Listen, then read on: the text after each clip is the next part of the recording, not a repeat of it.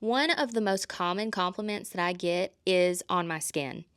Everyone wants to know what I do from skincare to procedures. So I trust it all to Skinworks Wellness in Hendersonville, Tennessee.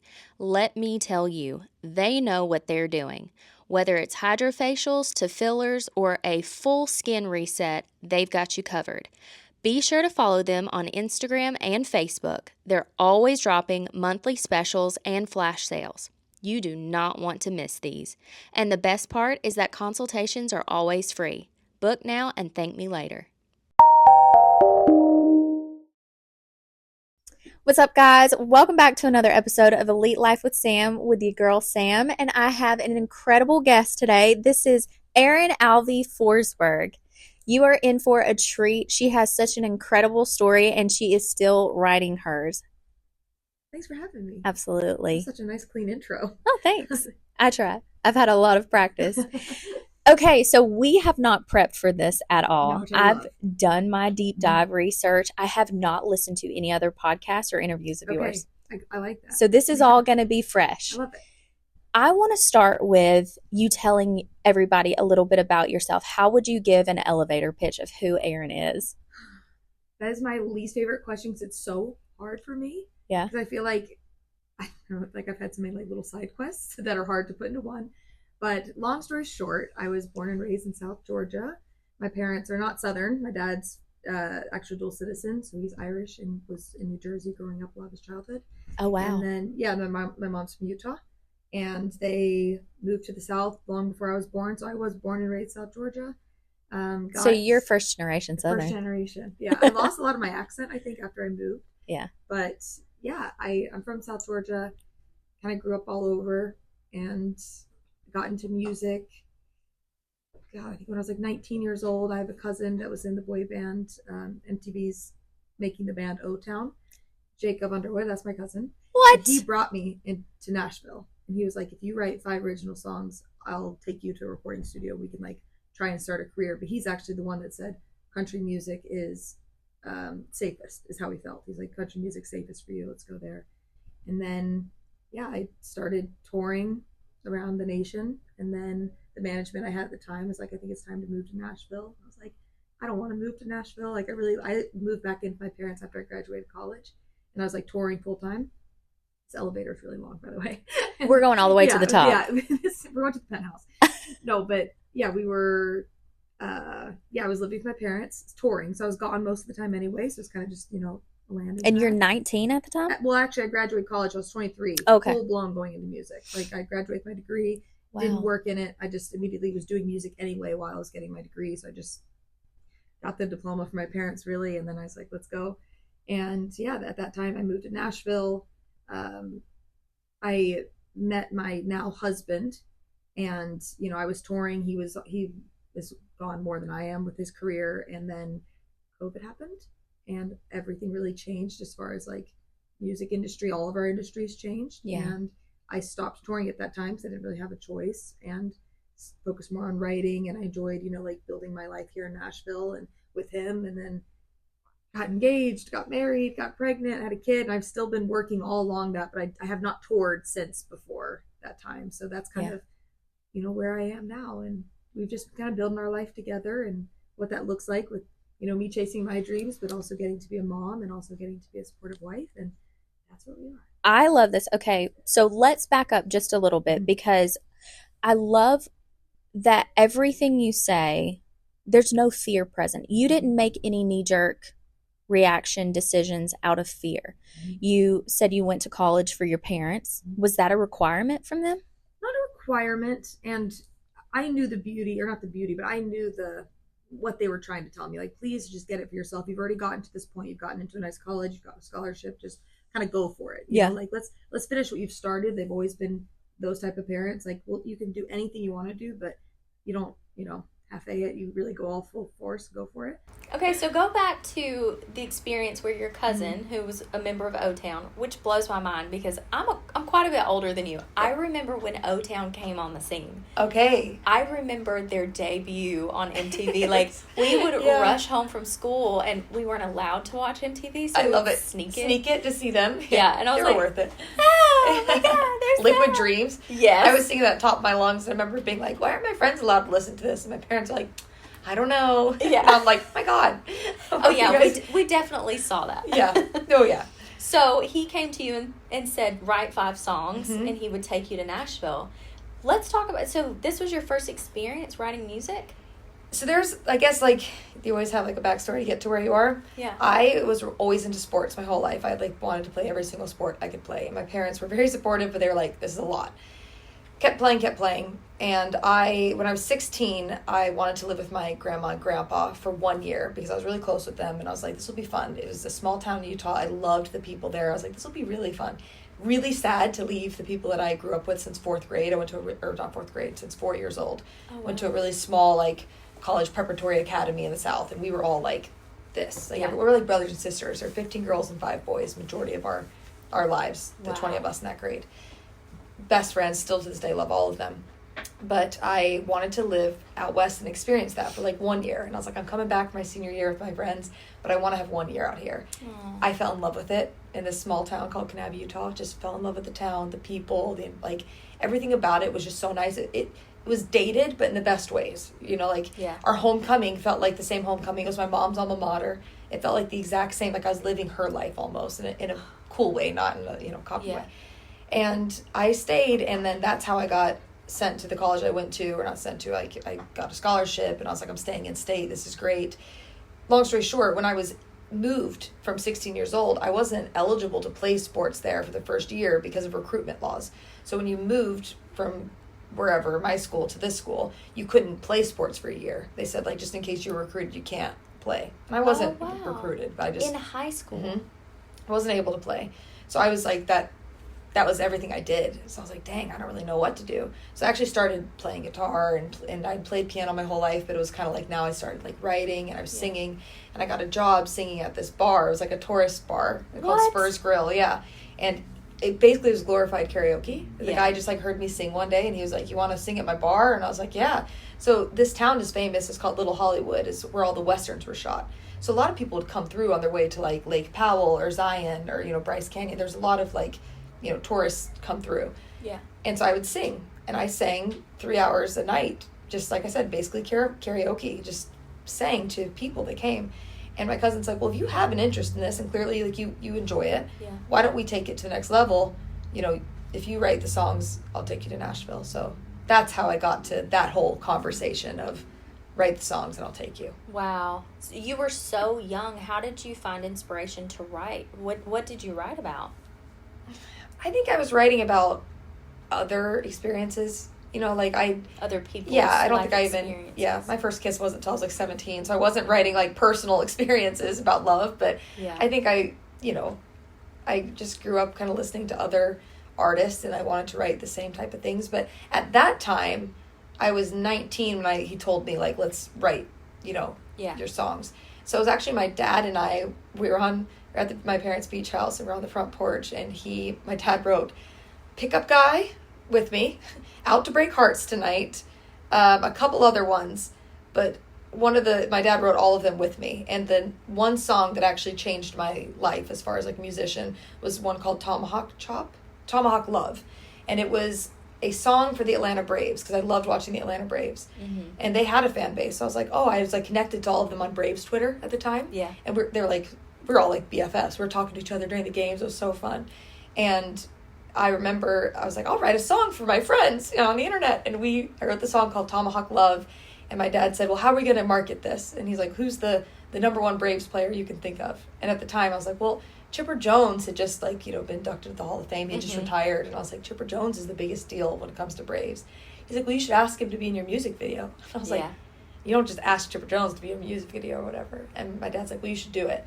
So I did, and he was in the music video. And after that, it kind of, in the Southeast, that song kind of went on the radio stations in some places, and that started my career. Yeah, and that was the catapult. Now, you have actually opened and toured and performed with some really big names. I have a list. I'm gonna name drop for you. Give me some, okay. Okay, so we have Thomas Rhett, Chris Stapleton, Florida Georgia Line, Lady A, Rascal Flatts, which is actually you that's how you recorded. Yes, my cousin, we recorded in one of their studios. Yeah. At their house. And then, of course, O-Town and LFO. Yeah.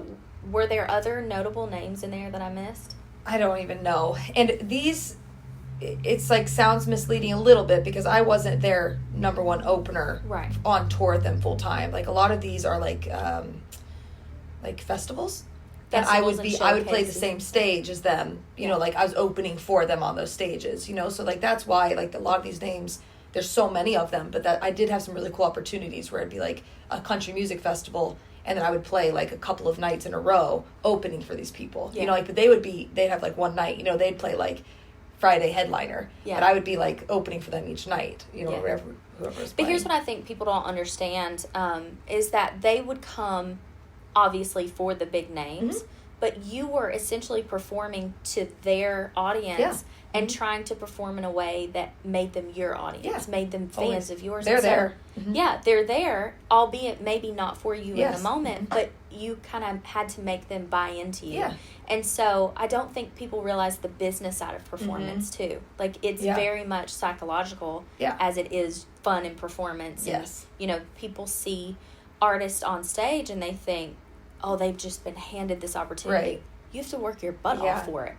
And like you said, if somebody's coming to watch Chris Stapleton, chances are they were not coming to listen to Erin Alvey, but they were there, like you said, and it is your job to like sell them what, you know, like the product, like this is who I am. And I think although, the market for Chris Stapleton probably isn't the same market for like a country female singer at that time, especially what I was saying, like a pop country. Yeah. If you're genuine, I think, in your performance especially, and they can see like, you know, they trust the words that you're singing and they believe it. I think it doesn't matter if they were there for a certain act. I think that you can, like you said, if you're able to connect. Connect, absolutely. That's a better word. So, and we'll get into this, your writing style has actually changed so much. When I went back and listened to the progression from when you were much younger, you know, 2019 to 2025. Yeah. I sent a song to my sister this morning. And again, like I said, we are more than a decade older than you. I don't feel that. But your writing style touches so many different, you know, eras, you know, people in different seasons in their life. And the song that I sent her this morning, you know, it resonated. I was like, you have just walked through this, you know. And she texted me back and she was like, I was not ready for that song this morning. I'm curious as to which one it was. Oh, I'll tell you. Because when she said she was crying, I was like, what song was I? Now, In Badly resonates with me. Oh, gosh, that song, yeah. Because of where I'm at with Rich, you know, I love him so much. I'm in this, you know, the best relationship of my entire life. And so when I listen to that song, I'm like, oh, those are the fears I had in our relationship that he had to overcome hurts from previous relationships. And it's called Love Me Better is the one I sent her. And she said, well, that song hit me right in my feels. Yeah, that one's... Yeah. And all of the songs have different co-writers on them. All the ones like that I've written ever. The first ones were my dad. I've written some alone. Yeah. But like I said, even my first songs were co-written with my dad. He didn't put himself as a... And your dad's not a musician, correct? No, he's just... He's actually a doctor. Yes. He just... The most supportive man I've ever met, and as far as like... Well, he's actually a knight, correct? He is, God, I don't want to say it incorrectly. Elite Customs isn't just building cars, they're building a culture. As a female owner in a male-dominated industry, we are proud to pioneer a new kind of experience with women in mind. One where women feel empowered and inspired in the custom car space. From wraps to audio and everything in between, Elite is a full-service custom shop that makes your dreams a reality. Women want badass rides too, am I right? Follow Elite Customs TN on Instagram and TikTok. Inquire online at elitecustomstn.com. By appointment only, and consultations are always free. I'll get his full title, but he is knighted, yes, but it's a whole... I don't want to say it incorrectly because he will not like that if I give the wrong title, but he does have a title, yes. He's very proud of this. European nobility title. Hold on, I think I actually have this somewhere in my notes. Do you have the title? I can tell you. I didn't want to say it incorrectly. I do. As a hereditary chief of Ireland. Okay, of the O'Sullivan clan. Yeah, like our family name. Okay, see, that Yeah. wasn't even in it. It was May of 2014. Yeah. So he's carried this It's prestigious just been title. for a while. Yeah. I love Yeah. it. Now, Yeah, there's a whole side thing there, but yeah. he was born in Ireland? Actually born U.S., Oh, but wow. his childhood was just split between. That's two. incredible. So you have such a rich background and such a rich history. I mean, from your upbringing in Georgia, but your parents, how they mesh together their lives and their Yeah. backgrounds is so different. There's no wonder why you are the way you are. Oh, I mean, I don't even know, but their story to me is like amazing. Yeah. Which I think this is something like you probably have like a relationship in your mind when you think of like somebody, you're like, God, that's the type of relationship I want. And growing up having that as parents, like it's something I didn't take for granted because I know that's not always the case where people see like their parents in love or this or that. But it actually was hard for me because I think I held everybody to a certain standard of you should love me as if you've known me for 40 years, like my parents, you know, Yeah. but that wasn't. Like an impossible. Yes, and that wasn't their standard. relationship when they first met. I mean, it kind of was one of those whirlwind movie fairy tale loves, but those also don't just come. Those are, you work at those. Yeah. And I think dating was hard for me because even my dad would see a guy and be like, oh, if he's not saying he wants to marry you, then he's not the one. And I was like, that's love bombing. Like, I just met this guy, he doesn't know me. My Yeah. dad's like, he should know because he knew with my mom within 10 days. He's like, that's the one I'm going to marry. Get out of town. Yeah. And they say sometimes when you know, you know. But I mean, I think my dad would have told me to run the other way if I said after 10 days, I was Yeah. like, I'm going to marry this guy. He'd be like, no. Yes. This I is think going to there end are badly. Yeah. very specific situations Yes, where yes. that comes in play. I have to say with Rich from the first night, it was, I maybe didn't know he was going to be my husband, but I knew he was different from Okay. the moment that I met him. And I knew there was something special about Yeah. him that I just wanted close to me, and vice versa. He Kismet felt- connection. Yeah. Yeah. He felt the same way, and it didn't come without its struggles, but I Yeah. definitely understand, where they're coming from. Yes. So since we're on the relationship topic, can we talk about your husband? I would love to. It's Okay. my favorite topic. He and my son. Yeah. I love that. Yeah. Okay, so your husband is actually Philip Forsberg Yes. of the Nashville Predators. So can you tell us a little bit about how you guys met? And Yes. Yeah, we have a little bit of a fun meet cute, I guess, or whatever. But I modeled for Boot Barn with Ellie Yossi, one of his teammates' wives. And I think we always like try to figure out where he like saw me for the first time, and we think it was that because then he messaged me on Instagram. So he slid into yeah, your DMs? Yeah. And it was like a Wednesday he messaged me and he took me on a date that Friday. So like 2 days later we went on a date to Dave and Buster's. Yeah. And Is that why you do every year? Oh, Yep. that is so cute. Yeah. So I think it was like September 14th in 2018. He took me on a date to Dave and Buster's. And then we did start dating immediately. It took a little bit of time. But then after that, every single year we've gone to Dave and Buster's for our wedding anniversary. I just saw that and I was like, okay. Yeah, we're a little. There's a story yeah, behind that. we're a little clowny, I but it love was it. That's where we spend our anniversary. We're at the Rainforest Cafe this year. It was fun. I did see. I bet Yeah. Felix loved it. He did. I think I loved it more, but he had a good time. Yeah. So how was that relationship? Where was he at in his career at that time? He was here in Nashville. He had lived in Nashville long before I had even ever come here for the first time. Okay. I think he's been here for I want to say 13 or 14 years now. Oh wow, that's a Yeah. long time. I'm He's trying to think. basically a local. Yeah. No, yeah. He's lost a lot of his Swedish accent. Yeah. Even you've met him, it's not super strong. He speaks English better than I do. But yeah, he had been here for a long time, and I'd been in and out of Nashville for a long time, working, co-writing and such. But he was here. I forgot the question. With his career, yeah, he was I don't know what year it was at that point, maybe year 8, 7 or something. Yeah. And I had never been to a Predators game. I had never even heard of him before because I wasn't really here in Nashville enough during that time. Like I said, I was so music industry focused. I wasn't seeing what else Nashville had to offer. And we met, and he was the most, it was the slowest burn of all time when it came to relationships, and I was thrown off by it to no end. He was guarded.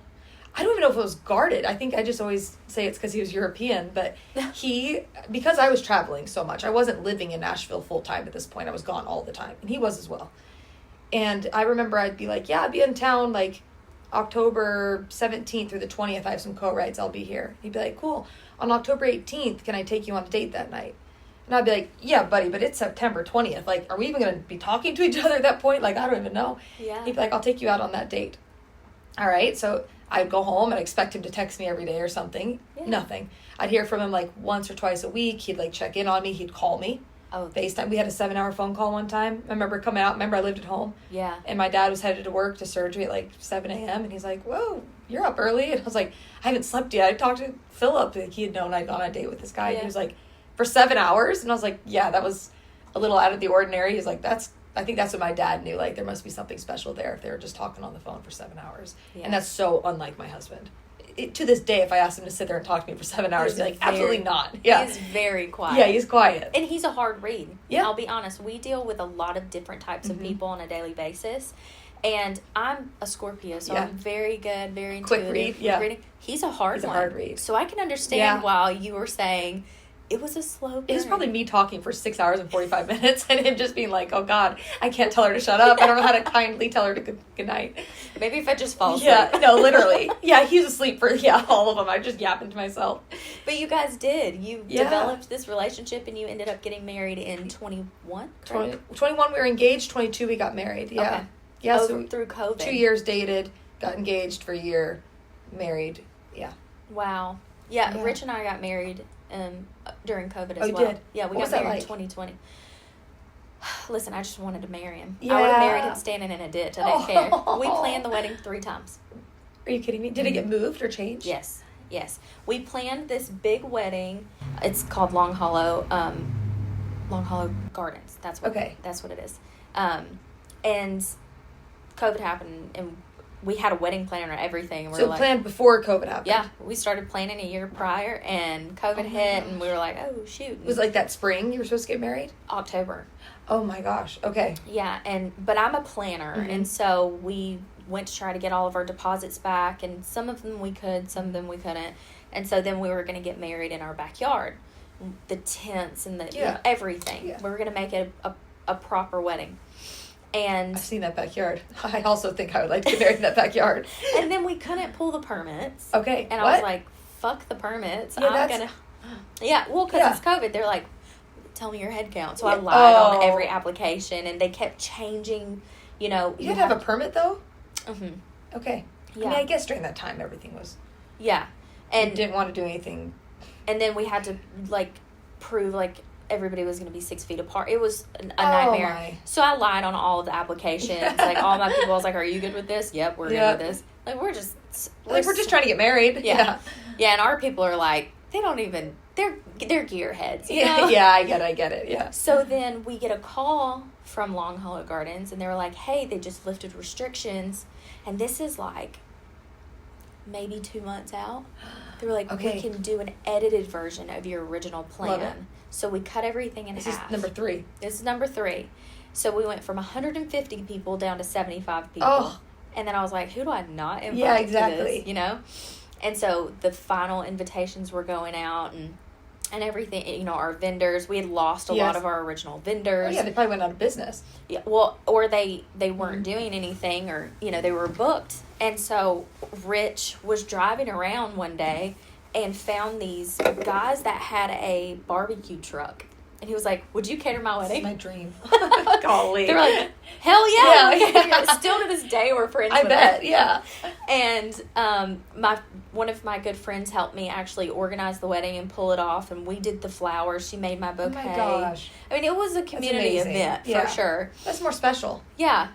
Noah and my dad walked me down the aisle. Aww. And Titus, he was completely overstimulated and overwhelmed with the whole thing. And so his preschool teacher came and was his date, his plus one. Oh my gosh, wedding. I will cry. That's the sweetest thing I've ever heard. It was, and I say this, I wish I could relive my wedding day 1,000,000 times. Yeah. I was not stressed. I got my dress off of Amazon. I love that. And we went straight to the tailor and I love totally rebuilt it because I couldn't go to any fittings. Yeah, no. It was... I need to see a wedding video. What should have been a nightmare turned out to be the most incredible experience, and I would do it 100 times. Meant to be that way. But at the end of the day, it was like, I don't care. As long as I get to marry you, we're married. Yeah. And we postponed our honeymoon? Our honeymoon, and we ended up going out to Vegas Fun. I love Vegas. Don't drink me is a good time. You I've never love drank Vegas? a day in my life, and Vegas is one of my favorite places in the world. Really? Yes. Oh, so you don't drink? Never have. No Not once. way. No. But that's, like, that wasn't the point. The point was Vegas to me is fun, even Yeah. not even, like, drinking, not even partying. I think it's the best place ever. There is so much. So much. Do you like Fremont?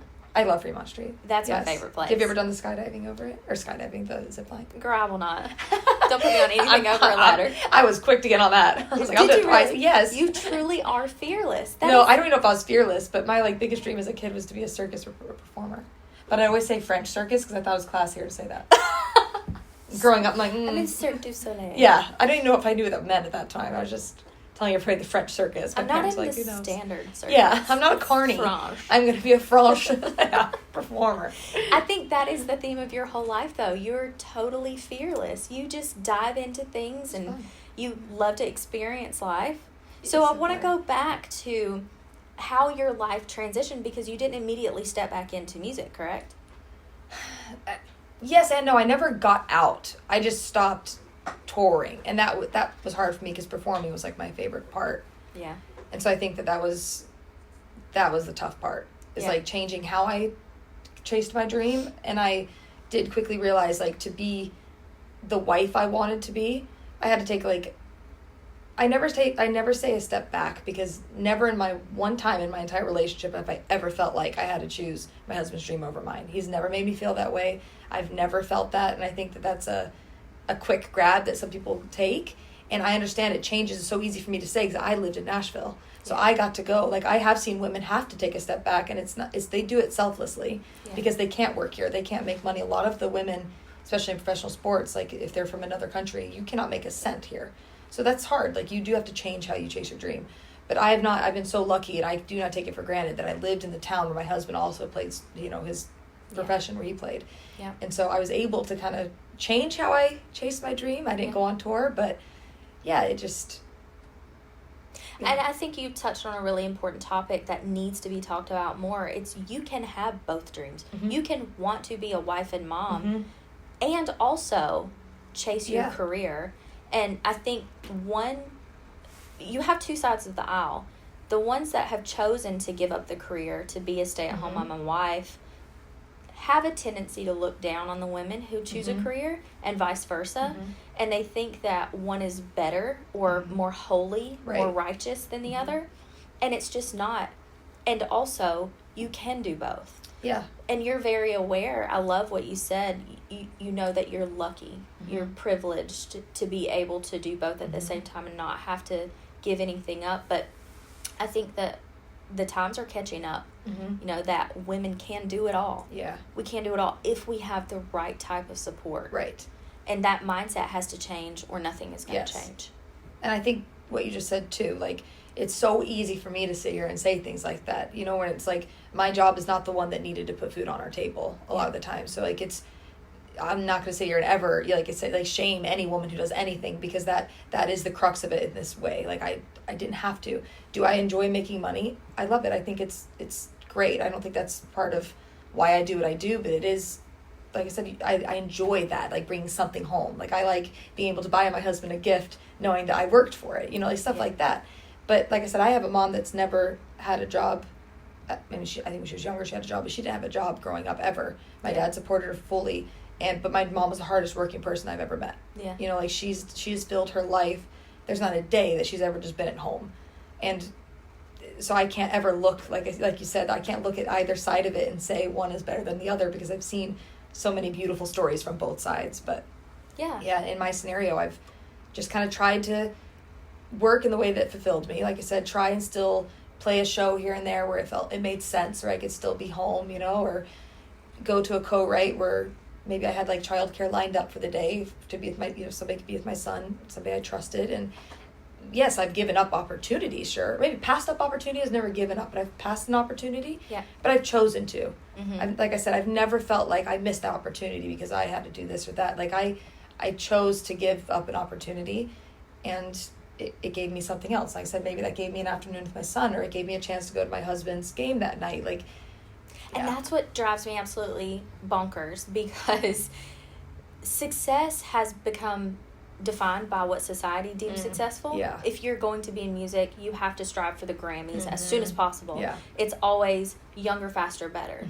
That's not always correct. And I can kind of empathize with what you're saying, because before I met Rich, I had my own business, and it was really successful. Yeah, you did.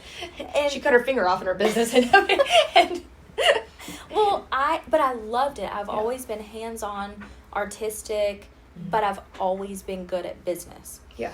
And so when we got together, and both of our businesses were requiring so much, because during COVID, they both exploded. We were both considered essential, and we made more money than we had ever made. And during COVID, Isn't that crazy? It really is.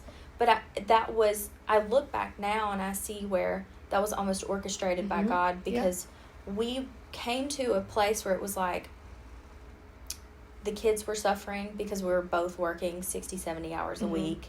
I mean, we were burning at both ends. Yes. Both. Him going this way, me going this way. And our kids were doing nothing but getting older. And we have a blended family, which sometimes takes more effort because we're dealing with co-parents on both sides. I understand, yeah. And so when we sat down and finally had this discussion of, we can't keep going like this, people think that I gave up my company to support him, when really we sat down and said, okay, we got to do something. There are a plethora of decisions we could make. It's not A or B. Right. We could slice this cake many different ways. And I sat back and looked at it from a smart business, decision. And I said, I can do more good if I shut mine down. I see so many holes in your industry. Your business is lacking this, and this that I can bring to the table. I join can forces. Yeah, I can 10 times your business. Yeah. And since 2020, since I came on board in 2022, because it took some time to transition, since 2022, we've started 2 new companies under the Elite umbrella. We started this podcast, and we've expanded Elite. We did 6 expansions in 5 years. Yeah. That's amazing. And so when people ignorantly will say, you gave up, there's no way that's a give up. Yeah. I don't feel that way. I made a pivot. I made a decision. A pivot, to I like that, yeah. Yeah, and so I see that people really discount what it means to have an afternoon with your child. Yeah. I may not be getting a check, but I'm furthering the future of America. Yeah. I'm raising the next generation. Totally. And you're so wise to see that. I think, like you said, that doesn't just come. I think, like, over years you learn that. And I think I've been asked so many times in, like, interviews or such, but they've said, like, okay, like, I know your husband's gone a lot, and you're the one that's home with the kid, and what's it like? Like, I had somebody ask me, like, the burden has landed on your shoulders. And I was like, whoa. Like, I wanted my baby. Like, I prayed to have my baby, and I had him. I will never let him catch me in an interview saying he was a burden to me at any point. I'll make me emotional saying, but, like, that's my greatest gift. And, like, what a gift my husband has given me, like, to have those days with my son. And that's, like I said, I know there's so many moms that are working their butts off, and they would do anything for that. Or vice versa, maybe there are women out there who are home that want to go work. Like, you can't, like, just because how you feel, what you think is what's best, like you were saying, it's not necessarily what, somebody else is feeling. Yeah. And I remember, in some of the interviews we've talked about, but it's always come back to, I feel bad for my husband a lot of the time, because he's missing out on times with our son. Yeah. And his, selflessness, like, and his working so hard is what allows me to be there with him every morning and see him. And I'll never take that for granted. And it's not something that I think I don't know, I could go on for days about it. No, I'm I love thankful that. for it. It's crazy to me that men, when they talk about having kids, it's a badge of honor. You've got a kid, you've got 2. The more kids you have, the more badges you get on your vest. Meanwhile, when a woman says, "Oh, I have a child," I'm blah blah blah, then it's, "Oh wow, man, it's a lot." Yeah, it's such a burden. I'm one of 5 kids. I know. Yeah, exactly. Yeah. You. I love the way that you utilize your parents as a standard. That you say she was hardworking and she accomplished so much in her life and never pulled down $1 million. Never felt like a burden. I love Not to that. Julie Sullivan. She's never made me feel like a burden. Your parents are hilarious. They're goofballs. I have They're seen best. such a small sliver of them on have to social bring them media. in. Yeah, They're incredible. I think you guys really get along well. Oh, for sure. But I can see how they influenced you to be the person that you are. I think my dad, because this is an interesting topic I'd love to hear your thoughts on. My dad used to always tell us that childhood was like a blip of your life, right? Like from age 3-ish, 4-ish is when you start becoming cognitive and like can remember memories. And then hits 10, 11, you're starting to care more about being a teenager and a tween and that kind of thing. So you have a very short window of your life if you think about it from like, let's just say 4 to 10. So there's 6 years of your life.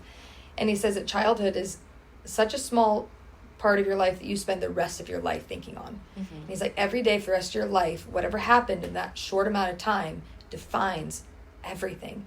And it's true. Like we were saying, there's so many moments that I think of something, or even an insecurity I might have, came from those 6 years or those 10 years, whatever it was. Yeah.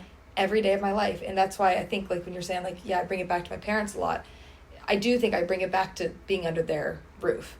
Yeah. In their home and like what they've taught me. And as I have a kid of my own now, I think, how would my parents have handled this, and it's childhood is very precious. And it doesn't just go by quickly for them. It goes by quickly for you as well. I mean, I sit and I look at Noah and he's 16. I have 2 years left with him really under my care. Mm-hmm. But these next 2 years, I try to explain this to him. He has to do so much growing and so much evolving and maturing for society, not for me. You've already done it good. He's welcome at home. Anyway. I hope he stays home till he's 20. Yeah. Because it gives him a longer launching pad. It's weird that we push everybody out at 18 now. Isn't that weird? I'm telling you, the best years of my life are when I moved back with my parents, 23 to 25 or whatever. I was like, I will never leave again. You guys are the best. I moved with everyone in Yes. I love being home. But I try to explain to him, like, we have to do this where at 18 I'm not taking the training wheels off and handing you the keys. Yeah. It's not fair. Yeah. But I look at him and every day I see him look like this, but in my mind, he's 4 or 5, he's wearing his Jake and the Neverland Pirates outfit, He'll always be my baby. Okay, so I have just a few more questions. I know we've been here for a minute. I want to bring it back to, we've kind of touched on social media a little bit, and I know this is going to be a raw subject for so many, but I really am curious as to what advice you have. Being in the public eye, both through your music career and because of who you're married to, you have been put under a magnifying glass, so to speak. What do you think your approach has been to shaping your public image and also navigating through a lot of the negativities of being in the public eye? Totally.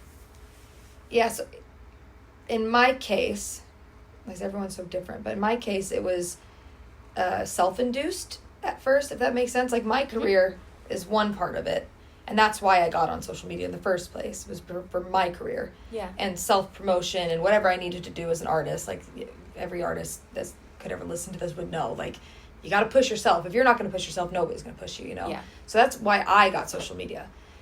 And then I did create, like, a corner of the internet, like, where you gain actual, like, friendships with these people. Like, I don't think you've ever heard me say the word fan ever in my life, because, like, I think that's, like, uncomfortable to say, because you really do, like, somebody will message, like, oh, I listened to this song when my dad died or something.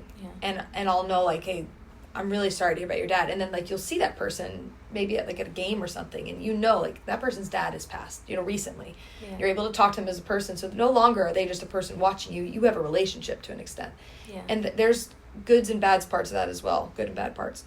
But as far as, like, transferring to being a wife and now a mother, these are my people from before. Like, I have so many, like, my friends that I built through my career. Yeah. But now they've kind of had to transfer with me, and some have left. Some don't really care that I married an athlete and have a child now, like, and maybe they don't see as much music as they did. I used to play in my kitchen every night, like, on live, and it was fun. They might be long gone, but that's fine. Like, we had a time of my life where, like, there was a connection there. It's great, they might be gone. A lot have stayed, and now they're changing with me, Yeah. So that's been hard to navigate, because criticism upon myself is kind of one thing. Like, if you don't like the way I sound, or you didn't like the way I wrote that song, or you didn't like my performance, I didn't sound great that night, like, I can take it. I don't love criticism. I don't think anyone truly loves criticism, but I was like, I can take that, because this is a a person I've presented to you on the internet. Yeah. Once I got married, that was really hard for me. To this day, it's really hard. Like, when you love somebody so deeply to the core, and now how I'm presented is also a representation of my husband. Mm-hmm. And that was hard for me to marry the two things. And not hard in real life. Like I said, it just naturally happens. Yeah.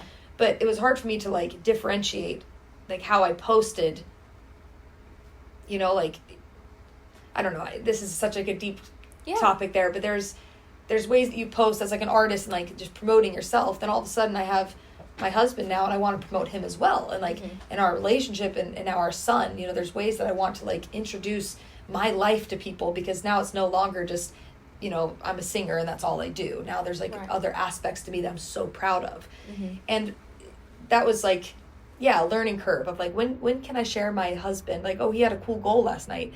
Is that weird to post this because these people are here for my music? Yeah. And do you feel in some ways that it almost comes across as boastful? Because you can't help who you fell in. I'm going to get deep now. Yeah. You can't help who you fell in love with. He just so happened to have a high-profile job. Mm-hmm. And I think when you approach it from that type of mindset, it's easy to see him as just a normal person, but people don't see him as just a normal person. He is an athlete, and he is known worldwide. And so are you hesitant thinking this is going to look braggadocious? I was, big time. And you won't see me posting, like, I'm not going to, like, post our house on the internet, or, like, whether it's a nice house or not. Like, I'm not saying we have a nice house I'm going to post, but it doesn't matter. I'm not posting things we have necessarily, or, like, too many experiences. I do give glimpses of our life, because I think people know, like, if they know who I am, they're there for a reason. And if they're not, then they usually don't want to see it anyway, and they're gone, you know? Yeah. So, but I try not to make this, like, what we have is who we are whatsoever. Yeah. And I've learned so much, because you're talking about, like, boastful, even, like, my husband, like, scoring a goal. Yeah. Right? Like, that's something to me where that was hard for me to decide, like, is this too much to post, like, how proud I am of him? Or is this going to be misconstrued as to being, like, a bragging thing? And I learned so much from my best friend. She's the godmother to my son, Claire, and her husband's the godfather to my son. And I would see how her husband's also an athlete, but I would see how she supported. I knew she and her husband before I even met my husband. Okay. And I would see how she would support him. And she, like I said, she's been in the world. She's seen the criticism. She's gotten back and forth. But I remember being like, dang, it's such a good, like, reminder of, if you're not going to be your husband's number one supporter, like, who is? And although, like, yes, they might have fans of the sport, and they might have people, like, you know, give him a pat on the back every time he turns around, but your wife or your spouse, whoever you're with, should be your loudest supporter. Right. Behind closed doors, even more so than, you know, on the other side. But I think that was important for me to remember, like, maybe somebody is taken it incorrectly that, you know, I'm sharing that my husband did this. But to me, like, I am his biggest fan, and I am very proud of him. And I'm proud of, like I said, the young boy that created a dream for himself. Yeah. And although I came in later, you know, I came after he had, you know, accomplished a lot of these dreams, that doesn't mean I don't see and respect the little boy in him that reached this goal. Yeah. And I think I have to remind myself, like, it's bigger than just wondering if people are perceiving it incorrectly, because if they want to see it through their lens, they're going to see it incorrectly anyway. Yeah.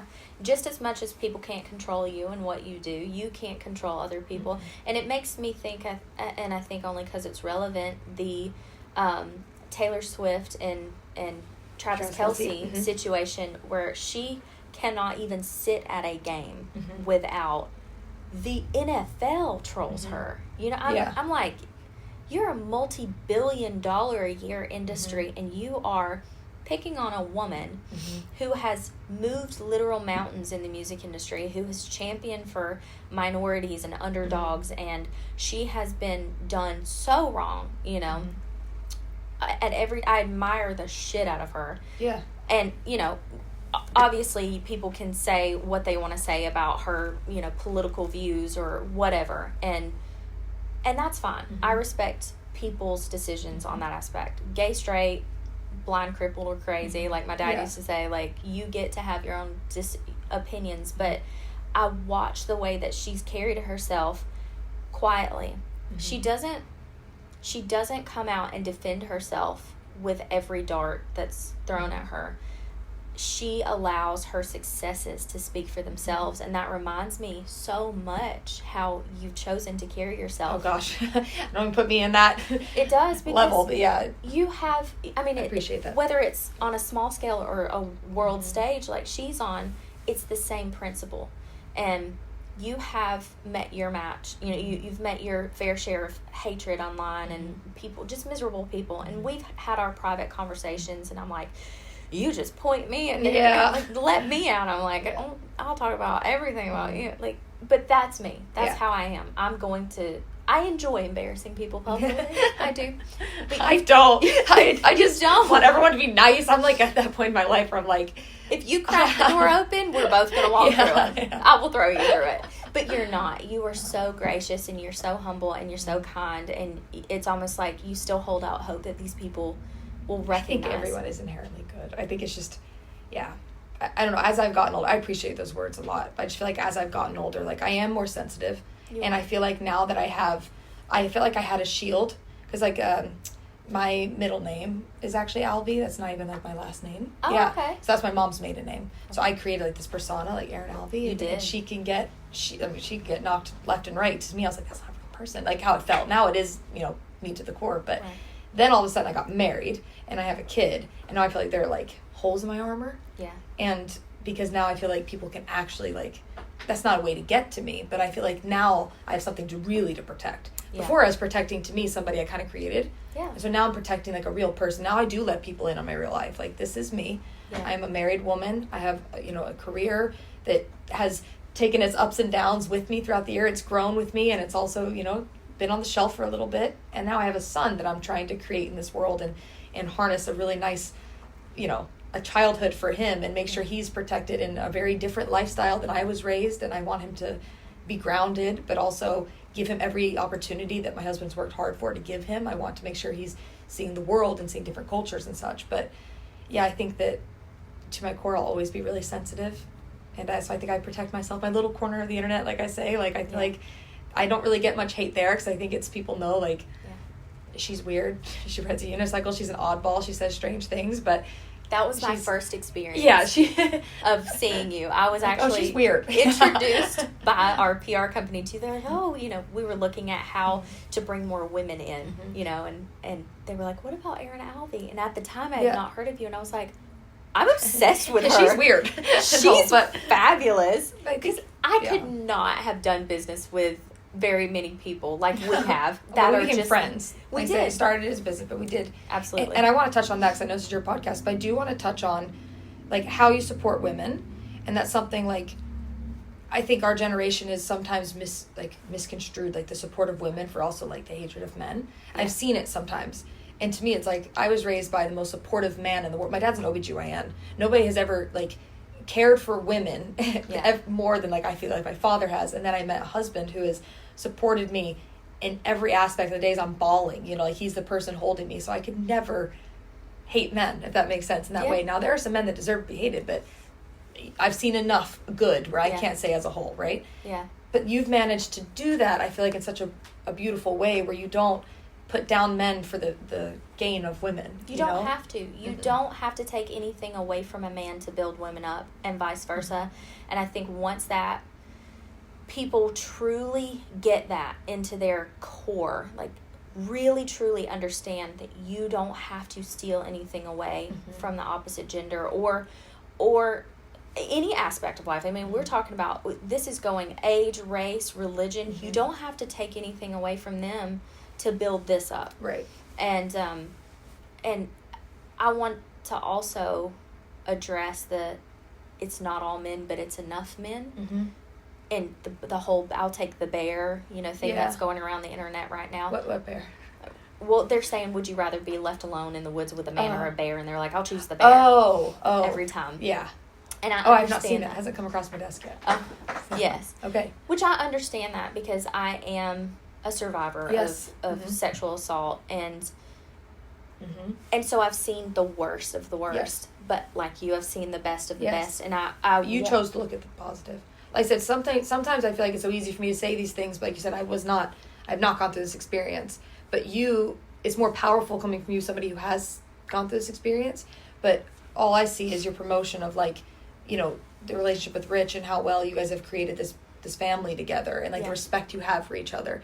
You don't make, because we don't want to beat down the good guys by lumping them in with the bad ones. We're not negating and that's hard to do. It is. Like, I have so much respect for you. That's not easy to do. It is, because if you but again, if you carry that hurt with you, what is that saying that you have to heal, because if you don't, you bleed on people that didn't cut you. I just want to cry. Yeah, and it's so relevant that you have to do that hard work in private, so that publicly you can raise everybody up together. So I totally understand what you're saying, But my hat's off to you. I feel like you do that so well, and that's something that, like I said, I've watched. Like I said, it started as like a business, but then I met you, and I love what you've created. I think that you really do. You do everything in your power to, raise everybody around you. I've never heard one hateful thing come out of your mouth, and I think that's something that's very rare. Oh, thank you. Especially nowadays and age, like, people have a hard time lifting without putting down, because they think that that's how it lifts, but you've never done that, and I just respect that a lot. Well, I can. It is. I've in never there. heard it. Not heard it once. Yeah. Well, thank you. So let's talk about, now you're going to be actually posting about this on your social media. Yeah. Let's talk about what your experience has been like with Elite Customs. And she is not paid to do this. No. I'm not twisting her. I had the best time here. Like I said, I'm here a lot. I really...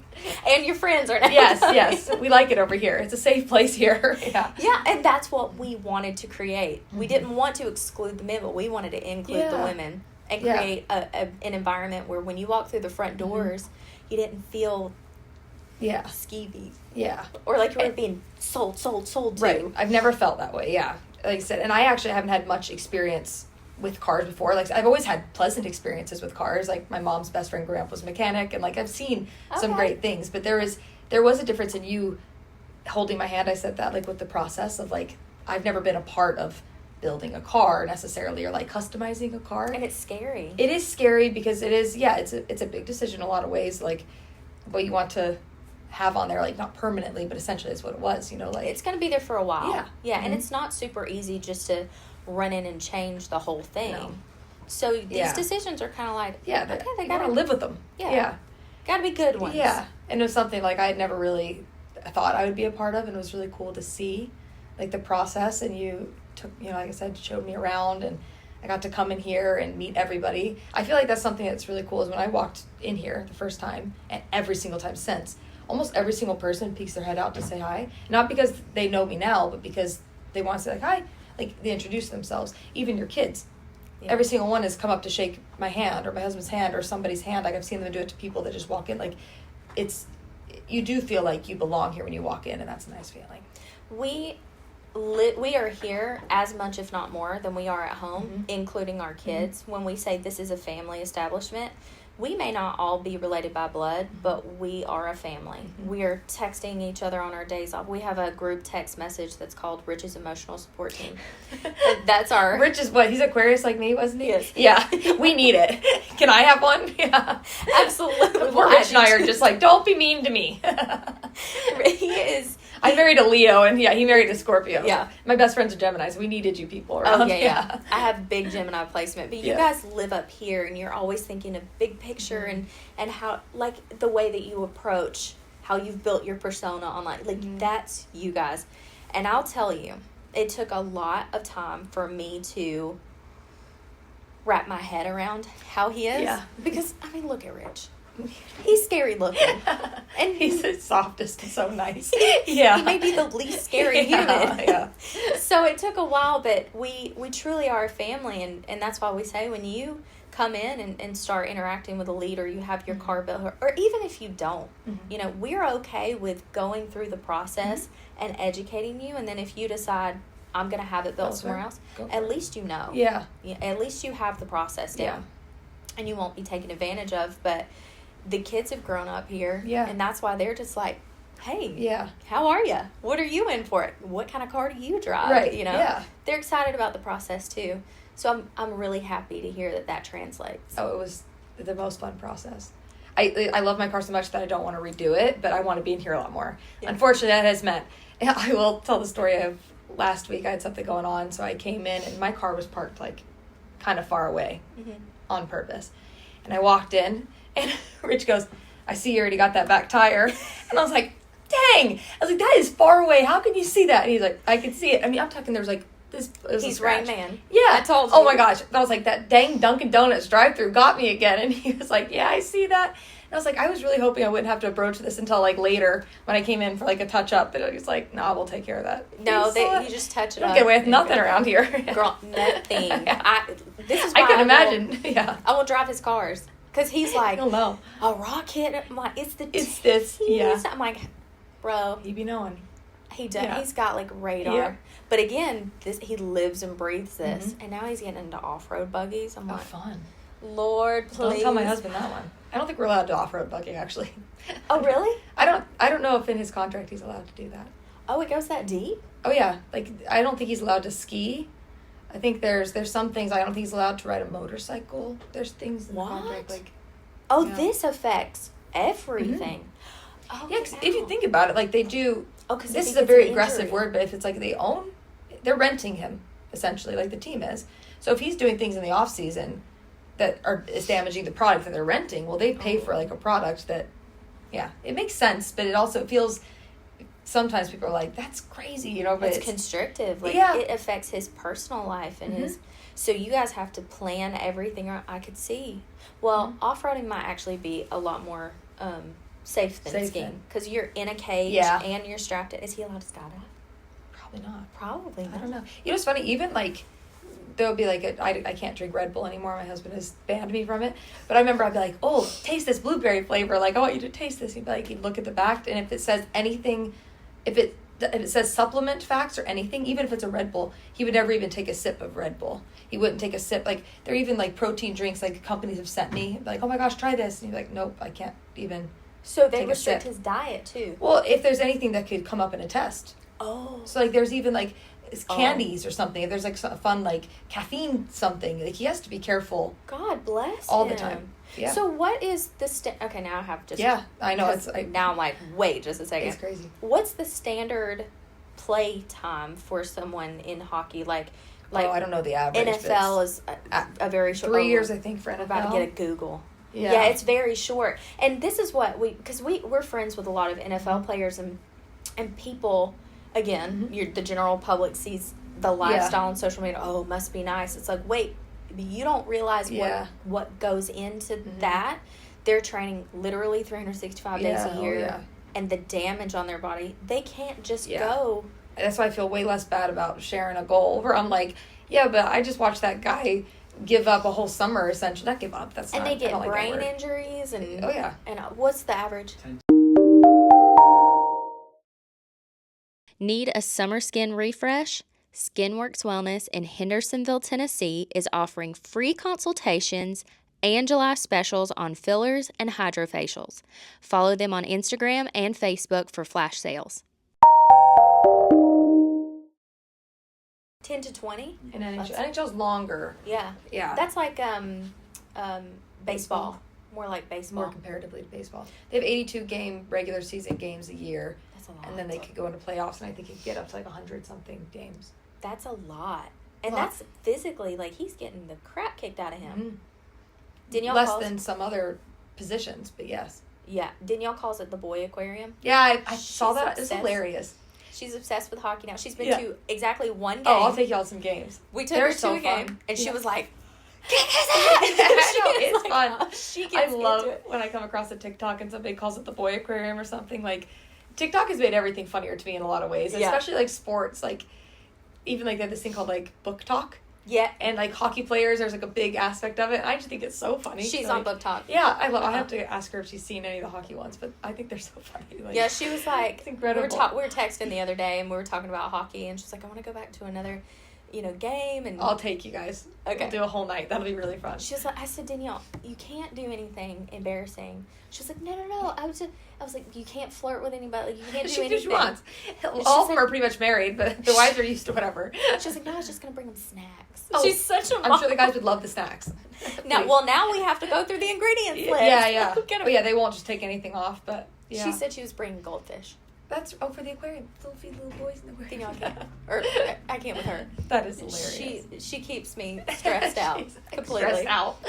So, wrapping up this interview, I want to ask you this. Where do you see both your personal and your professional career going next? Do you have any big plans? I know you just released some new music this year. Yeah. Everybody go down, shout everything out. Yeah. You got to go download this. It's Erin Alvey, being find on Spotify and such. Yeah. All those. I'm on social media. There's one thing in the tank right now that may or may not happen this year. I'm not going to say it out loud, but it could really change a lot for me as far as music. You can tell me off camera. I can tell you off camera, Okay, yes. okay. Yeah. But it's something that would change a lot, I think, for me music-wise. So it would change. And that's why sometimes it's kind of scary. I don't know if I really want it to happen. I'm going to let that one be a God thing. Okay. If it's supposed to happen, it'll happen. But if it does, then yeah, I think I'll be doing a lot more music and just trying to navigate that world with, my husband's career and our beautiful son. So If anyone can do it, I know that you can. You have such an incredible support system. And I think that the climate in every aspect is changing in the music industry. I mean, genres are intermingling and people are really finding their authentic identities and not fitting these molds. Yeah. And I just love everything that you're standing for personally and professionally. So thank you. Likewise. I'm really excited. Thank you, Sam. Thanks for having me. Absolutely. So You can come back anytime. I will. I'm going to hang out with them. Done. Sit here and watch you podcast. Oh, yeah. We sometimes have an audience. Yeah. I love that. Live studio. Well, guys, thank you so much for logging in today. Make sure that you rate, subscribe, and comment. Keep those questions, sending those in. You can see all the visuals on YouTube. We're on Spotify. We're on Apple Podcast. We're literally everywhere, guys. Until next time, see you later.